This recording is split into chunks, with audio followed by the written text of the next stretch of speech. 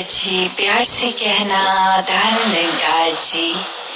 सुकून का जिक्र जो पिछले 2 रोज से सभी महापुरुषों द्वारा हो रहा है, और सिर्फ वो जिक्र मुंह से नहीं, एक एहसास भी, एक अपने पल पल में उसको एक्चुअली महसूस करना भी। और सिर्फ समागम के रोज चल रहे हैं इसलिए ही नहीं, सुकून हर संत के मन में 24 घंटों का पूरी जिंदगी रहता है। जिस दिन से ये निराकार ये जीवन में आ जाता है, जिस दिन से इसको साक्षात सामने देखते हैं, ये ब्रह्म ज्ञान जीवन में आता है, उसी दिन से ये भक्तिमय सुकून का एक हमारी जर्नी शुरू हो जाती है। तो कैसे सुबह भी हमने देखा कि ये दूसरा दिन महाराष्ट्र समागम का, और सेवा दल रैली के रूप में चाहे वो प्रदर्शन एक स्किट्स के द्वारा था, उसमें भी मैसेजेस दिए गए, या कोई एक फिटनेस रिलेटेड एक जो भी एक्ट्स थे, उसमें भी संदेश यही कि कैसे अपने जीवन को हम एक अलाइन रख सकते हैं। जीवन को केंद्रित जब इस निराकार पे रखेंगे तो फिर वो छोटे छोटे पहलू भी कितने ही हम आराम से उन पे फोकस कर सकते हैं जीवन के, क्योंकि एक बड़ा दायरा, एक ब्रॉडर विजन ये निराकार ही है। तो सब कुछ जब इसमें शामिल है तो फिर हमारे जीवन के सारे पहलू भी फिर एफर्टलेसली एक बहुत स्मूथ तरीके से सहज में होते रहते हैं। फिर वो चाहे अपने शरीर का ध्यान रखना हो, या अपनी बुद्धि को ठीक रखना, या किस तरह और भी पहलू में जीवन के हम वो बैलेंस, वो नियंत्रण रख सकते हैं। तो संतों ने हमेशा इस परमात्मा को चुनने का राह दिखाया है, इस परमात्मा के साथ हर पल बिताने का तरीका जी कर सिखाया है। वही तरीका हमें भी, जहाँ इस इंसानी रूप में आए हैं, तो ये समय है इसको पूर्णता से जिएं। कैसे आज जिक्र हुआ जो हमेशा सेवा, सत्संग, सुमिरन के ऊपर महत्वता, और आज भी संतों का जिक्र। और सदगुरु बाबा हरदेव सिंह जी महाराज ने अपने विचारों में एक बार जिक्र करते हुए संतरे की परिभाषा इस तरह बताई, संग तरे। जो संतों का संग कर लेते हैं वो तर जाते हैं।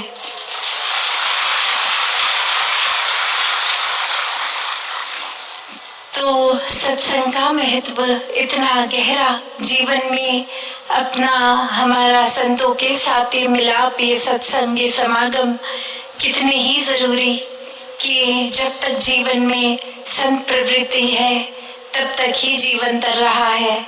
फिर वो चाहे जीते जी जीवन में एक श्वास जिस तरह बिता रहे हैं, वो भी एक बहुत ही प्यार से, एक मानवीय गुणों से, ह्यूमन वैल्यूज से जीकर वो बहुत ही सहजता से गोइंग विद द फ्लो, वो सहज में बहते बहते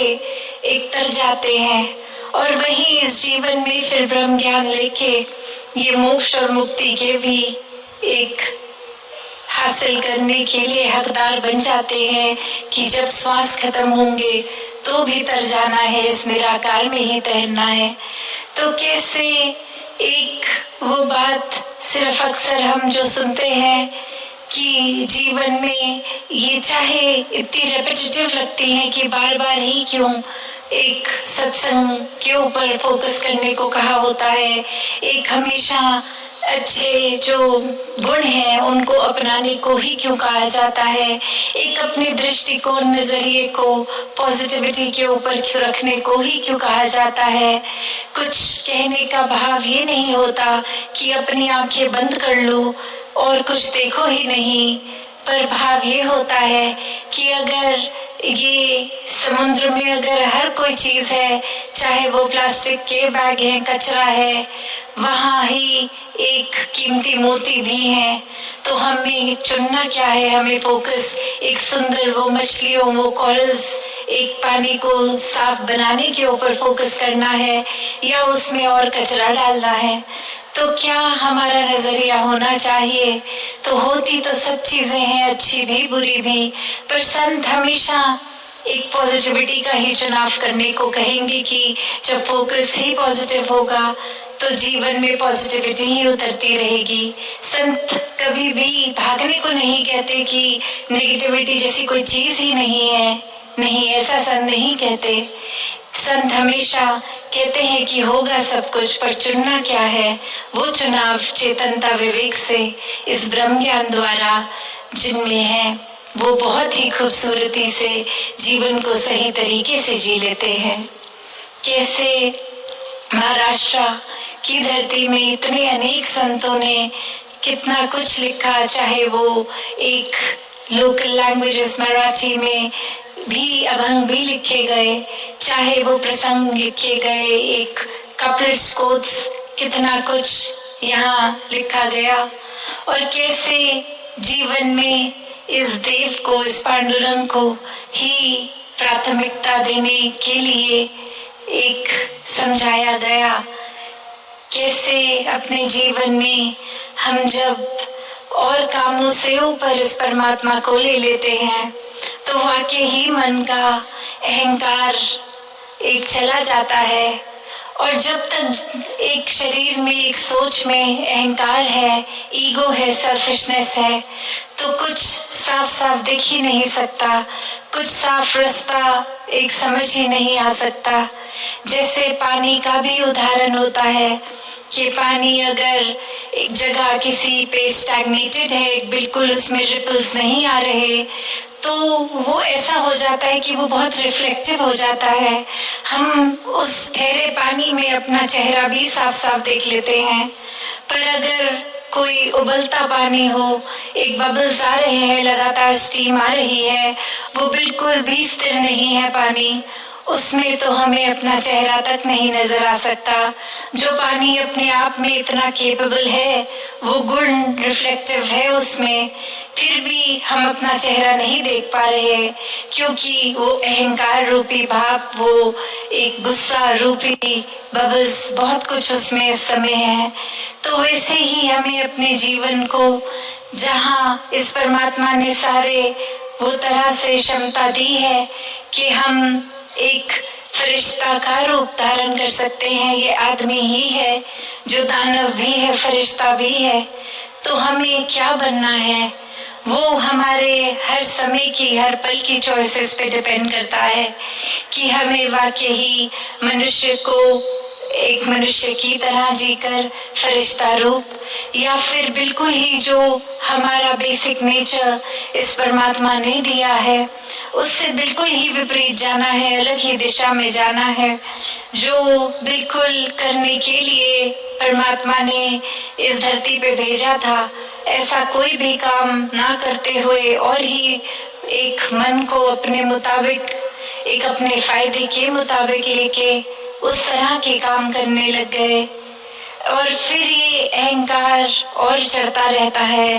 पहले कभी कभी सूक्ष्म रूप पे जो हमें एहसास तक नहीं होता, धीरे धीरे वो इतना बढ़ता रहता है कि फिर हमें अपने सिवा किसी और की ओर हम देखते तक नहीं है, अपने आप को भी सिर्फ और एक सबसे ज्यादा इम्पोर्टेंट बना लेते हैं। तो कैसे अहंकार कभी कभी छोटी बातों पे, किसी भी अचीवमेंट पे आ जाता है। जैसे एक कहानी भी है कि एक बार एक स्पोर्ट्स कोच ने बच्चों को बोला कि सुबह सबने शार्प 5 AM गैदर होना है और हम ट्रेनिंग स्टार्ट करेंगे। और इसी तरह वो पूरी टीम उस दिन पहले से ही प्लान कर चुकी होती है कि रात को कोई मूवी देखने जाएंगे, एक डिनर खाएंगे और मस्ती करेंगे, और वो करते करते इतने ही लेट हो जाते हैं सब अपने घरों को जाने कि 3-4 बजे तो सुबह वो अपने घर पे पहुंचते हैं। तो कैसे सुबह 5 बजे ट्रेनिंग पे पहुंचना संभव था? पर उसमें से ही एक बच्चा वो पूरे 5 बजे पहुंच जाता है, और जब कोच पूछते हैं कि बाकी सब कहाँ हैं, इतनी देर हो गई, 5 के 5:30 बज गए हैं, कोई आया क्यों नहीं? तो वहीं वो बच्चा आगे से एक ऐसी बातें शुरू करता है कि वो सब तो आपके ट्रेनिंग के हकदार ही नहीं है, आपके टाइम की उनको कदर नहीं है, आपकी बातों को एक नजरअंदाज कर देते हैं। आपने 5 बजे आने को कहा तो वो आए तक नहीं, आप उनको मत कोच कीजिए, आप छोड़ दीजिए। वो अभी बच्चा ऐसा बोलता ही जा रहा था, तो वहीं पे इंटरप्ट करके वो कोच कहता है कि मेरा सवाल क्या था, मेरा क्वेश्चन था कहाँ है? तो बस एक वो 1 वर्ड आंसर कि घर पे है या कहीं और है या सोए हैं, जो भी वो उतना ही काफी था। और उसको उस बच्चे को समझाते हुए आगे कहते हैं कि इतना कुछ गलत बोल रहे हो सबके बारे में, जो निंदा कर रहे हो, इससे तो अच्छा होता कि तुम भी 5 बजे ना पहुंचते, तुम भी उनकी तरह घर पे सोते रहते, ताकि खुद को इस अहंकार से तो बचा लेते कि और कोई पहुंचा नहीं। और मैं किस तरह टाइम पे और अपनी सेल्फ इम्पोर्टेंस बना ली कि मैं सबसे ज्यादा अलग हूँ, स्पेशल हूँ, सीरियस हूँ। तो बात वही हो जाती है कि हम अक्सर एक ऐसी बातों का अहंकार कर बैठते हैं जो वाकई ही हमारे लिए, अहंकार तो खैर किसी भी चीज का अच्छा नहीं, पर कोई वो जो अचीवमेंट भी नहीं है उसका भी कर चुके हैं, क्योंकि वो तो एक बहुत बेसिक स्टैंडर्ड इंस्ट्रक्शन थी कि 5 AM रिपोर्टिंग टाइम है, पर सिर्फ वो इंस्ट्रक्शन फॉलो करने तक का अहंकार उस बच्चे में आया। तो कैसे हम जीवन में चाहे कोई उपलब्धि हो ना हो, हम कोई ना कोई कारण कर ही लेते हैं कि एक हम में देखो बाकियों से ज्यादा कुछ अच्छाई है। तो भक्तों ने तो हमेशा से अपने आप को गवाया है, ना कि गिनवाया, कि कैसे एक अपने आप को हम जब कुछ नहीं मानते, ये कोई वो बात नहीं हो रही कि सेल्फ रिस्पेक्ट खोने की बात नहीं, यहाँ हम्बलनेस की बात आ रही है कि कोई अपने सेल्फ एस्टीम को कम नहीं करने को कहा जा रहा है कि कैसे अगर कोई भी क्षमता है, वो क्षमता में भी इस परमात्मा को ही देखें कि इस परमात्मा के कारण जो भी काबिलियत है सो है, तो उस काबिलियत का अहंकार नहीं बल्कि एक वो जिम्मेवारी की तरह लगता है कि अगर परमात्मा ने बुद्धि दी है, एक तेज दिमाग दिया है, तो हमें एक अच्छे साफ एक उपकारी ख्याल ही लाने हैं, एक नेगेटिव या नीचे ले जाने की ओर के ख्याल नहीं। और अगर शारीरिक बल है तो कैसे फिर इस शरीर को हम वो इंस्ट्रूमेंट बनाएं जो ऐसे काम हों, चाहे समाज के लिए या अपने लिए, जो हर एक को गिरते को उठाने वाले काम हों, एक ऊंचाई की ओर जाने वाले काम हों। कैसे अगर धन दौलत या कोई भी और चीज परमात्मा ने दी है तो उसको भी किस तरह उपयोग करना है, ये एक सदुपयोग का भाव, एक अपने आप को मिटा के कि ये मेरी वजह से नहीं है, ये परमात्मा की कृपा है तो मिला है, तो अब ये जब मिल ही गया है तो इसको कैसे यूज करना है। जैसे अभी हम सुन भी रहे थे कहानी राजपिता जी द्वारा कि कैसे वो राजा का इतना महल और वहाँ वो एक इंसान का अपना पहनने वाला कपड़ा, तो वस्तु का मोल करेंगे तो एक इतनी अनमोल चीजें होंगी चाहे उस महल में, तो भी वो एक भाव कैसा, और यहाँ एक चाहे अनमोल नहीं भी है वो वस्तु, तो भी उससे इतना लगाव हो गया, उस माया रूप में इतना कि एक वो मन से भाव ही बेचैनी के आ गए। तो यहाँ बात सिर्फ भाव की हो रही है, ये सुकून की हो रही है कि ये सुकून कैसे उस अवस्था में भी हो जब एक महल ठीक ठाक है, और उस तरह उस समय भी जब इस महल में आग लगी है, तो कैसे ये आग के समय जहाँ चेतनता की भी जरूरत होती है, वहाँ अगर अपने मुताबिक चीजें ना बचा पाए तो कैसे फिर भी सुकून में रहना है। तो भाव सिर्फ यही कि कैसे हर किसी में जहाँ इस परमात्मा ने सब चीजें डाल के एक इंसान बनाया है, एक सबसे जो अल्टीमेट क्रिएशन मानी जाती है परमात्मा की ये इंसान, तो कैसे फिर भी हम अपने आप का पूरा पोटेंशियल नहीं यूज करते, हम अपने आप को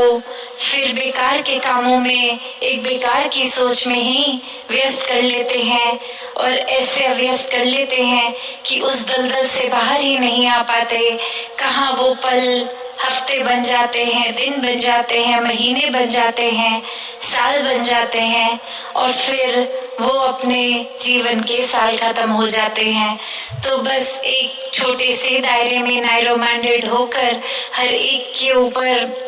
उस तरह कि कैसे वो हमारे जितने अच्छे नहीं हैं, उनकी अचीवमेंट्स हमसे कम हैं, अपने आप को ऊंचा औरों को नीचा, ऐसा जीवन, एक दर्द पहुंचाने वाला जीवन जीते चले जाते हैं। और वहीं वो जो मेन काम है इस जीवन में आने का, इस परमात्मा से जुड़ना, स्पिरिचुअल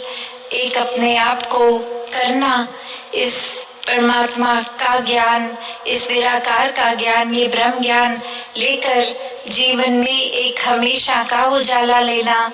तो उससे वंचित रह जाते हैं। तो संतों ने हमेशा एक चेतनता, ये आवाज दी है कि ये जीते जी ही इस ब्रह्म ज्ञान को हासिल करके इस निराकार को जीवन में ले आओ, और निराकार को इस तरह जीवन में ले आओ कि किसी भी पल ये ख्यालों से, दिल से, एहसास से दूर ना हो। और ऐसा जीवन जो जी लेते हैं, वो चाहे कोई भी युग रहा हो, आज का भी समय, वो संत ही होते हैं। और फिर संत किसी भी परिस्थिति से भागते नहीं हैं, संत कभी भी एस्केपिस्ट नहीं होते हैं। वो अपने घर परिवार, एक जिम्मेवारियों, एक अपने शहर, अपने गांव, अपने कस्बे, अपनी सोसाइटी में रह के, एक गृहस्थ में रह के भक्ति करते हैं, और ये भक्ति करते करते पूरे विश्व का कल्याण करते हैं, अपनी सोच को सीमित ना रखते हुए अपनत्व का भाव, एकत्व का भाव, हार्मनी एंड वननेस का भाव, ऐसे उत्तम भाव, वर्ल्ड विदाउट वर्ड्स का भाव, एक दूसरे के दिल तक पहुंचने का भाव, ऐसा ही लेकर, ऐसी सोच, ऐसे भाव हर समय के बना लेते हैं, सिर्फ परमात्मा को दिल में रखकर, एक सेल्फलेस होके हर पल जीते हुए ये भक्ति करते जाते हैं। तो ये समय हम सबके भी हाथ है, हम सब भी बाकी के श्वास ऐसी भक्ति कर सकते हैं जो समर्पित रूप हो, जो सिर्फ और सिर्फ परमात्मा पे केंद्रित हो, और ऐसी भक्ति करके हर कोई अपने जीवन को पूर्णता से जिए। ये भरम भूले के, ये अन्य अंधविश्वास सबसे ऊपर उठ के सिर्फ परमात्मा की प्यार, इसकी लगन की वजह से भक्ति अपने जीवन में की जाए। तो दासी और समय ना लेके बाकी अपने मन के भाव कल आपके चरणों में रख देगी। साथ संगत जी, ध्यान